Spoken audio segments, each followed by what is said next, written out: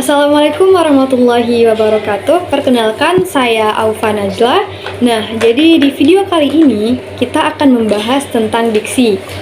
Nah, biasanya nih di lingkungan sehari-hari atau di sekitar kita banyak menemukan pemilihan kata yang tidak tepat. Di video kali ini saya akan membahas 5 contoh kesalahan diksi yang ada di sekitar kita. Contoh yang pertama, terima kos, yaitu frasa yang kurang tepat karena kurang spesifik atau tidak baku secara bahasanya. Kalau kamu ingin mengekspresikan bahwa kamu menerima seseorang untuk tinggal di kos-kosan, kamu bisa menggunakan frasa yang lebih sesuai atau frasa yang lebih tepat, seperti menerima penyewa kos, menyediakan kamar kos, atau menerima anak kos. Yang kedua, yaitu frasa sedot WC.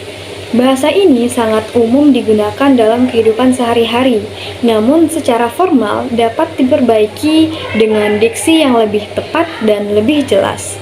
Misalnya, pengurasan limbah septic tank atau penyedotan septic tank atau penyedotan limbah WC. Namun penggunaan kata septic tank akan lebih tepat dibandingkan dengan kata WC. Yang ketiga, selanjutnya yaitu frasa maaf tidak merokok atau nongkrong di dalam pagar. Frasa ini kurang tepat karena strukturnya yang masih membingungkan dan tidak sepenuhnya menyampaikan maksud dengan jelas. Berikut alternatif diksi yang dapat dipakai. Yang pertama, dilarang merokok atau berkumpul di dalam area pagar. Yang kedua, mohon tidak merokok atau berkumpul di dalam area pagar. Nah, selain dari yang disebutkan tadi, kita lihat dalam penulisan kata di dalam. Itu masih ditulis dengan cara digabung. Nah, seharusnya dalam penulisan kata di dalam itu dipisah antara di dan dalam karena menunjukkan tempat. Yang keempat, selanjutnya yaitu frasa tanah kafling dijual. Nah, frasa ini sebenarnya juga sudah umum digunakan sehari-hari. Namun, untuk kata kafling dapat menimbulkan ambigu bagi sebagian orang. Jadi, sebaiknya kita menggunakan pemilihan kata yang lebih tepat. Alternatif yang bisa kita gunakan yaitu yang pertama, tanah petak dijual.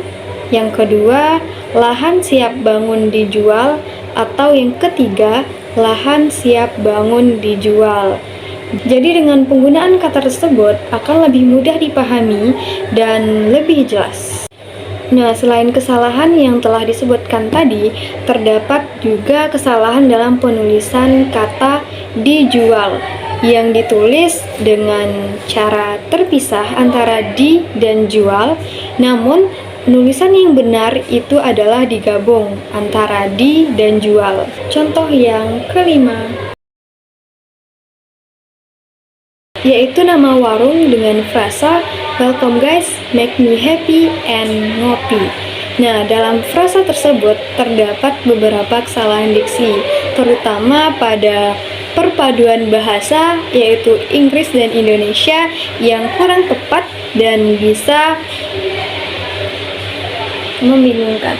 Nah, ada beberapa alternatif yang dapat digunakan. Yang pertama, selamat datang bikin happy dengan mie dan kopi.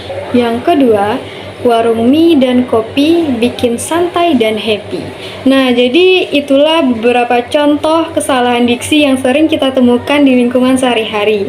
Semoga dengan menonton video ini, kedepannya kita dapat memperbaiki pemilihan kata yang kita gunakan atau pemilihan diksi yang baik dan benar.